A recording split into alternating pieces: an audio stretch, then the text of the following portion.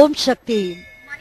அன்னை ஏற்றி வைத்த இந்த அற்புதமான ஜோதியின் தரிசனத்திற்கு முன்னால் ஏற்றி வைக்கப்பட இருக்கின்ற அந்த ஆன்மீக ஜோதி கலசத்திற்கு எத்தனை திருஷ்டிகள் செய்தார்கள் பார்த்தோம் இல்லையா?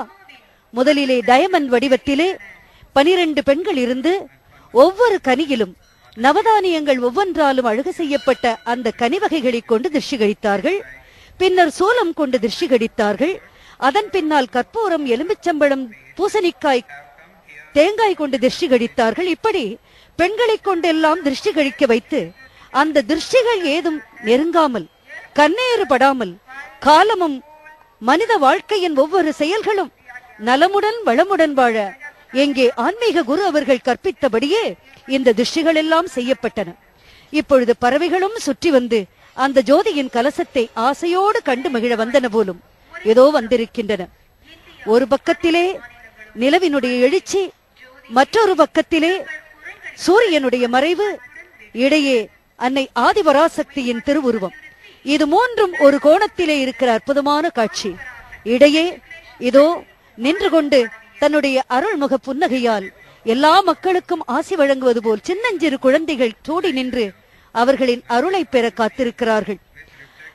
ஆதிபராசக்தி எனும் அற்புத தெய்வத்தை வணங்கவும், ஏழை எளிய மக்களும் வழிபாட்டிலே கலந்து கொள்ளவும், குழந்தைகளும் கூட இந்த வழிபாட்டின் தன்மைகளை உணர்ந்து கொண்டு அன்பும் தெய்வமும் எல்லா இடத்திலும் குழந்தைகளின் மூலமாகத்தான் வெளிப்படுகிறது என்பதை காட்டுகிற முறையில் இதோ அவர்கள் கையிலே சமாதான புறா, ஆன்மீக புறா, உலகம் அனைத்திற்கும் அன்னை செய்தி அனுப்புகிறாள்.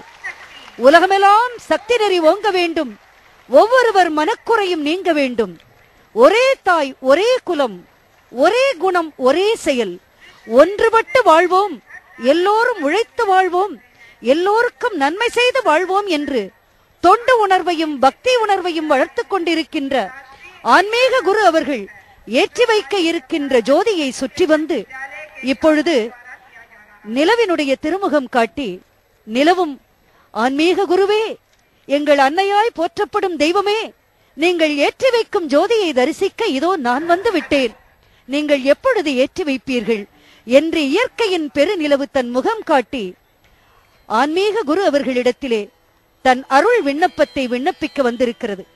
இப்பொழுது தேசிய ஒருமைப்பாட்டை விளக்குகிற வகையில் அந்த ஆன்மீக ஜோதிக்கு, அந்த ஜோதி கலசத்திற்கு ஆதிபராசக்தி மெட்ரிகுலேஷன் பள்ளி குழந்தைகள் இங்கே அற்புதமான ஒரு நடனத்தை நிகழ்த்தி காட்டிக் கொண்டிருக்கிறார்கள்.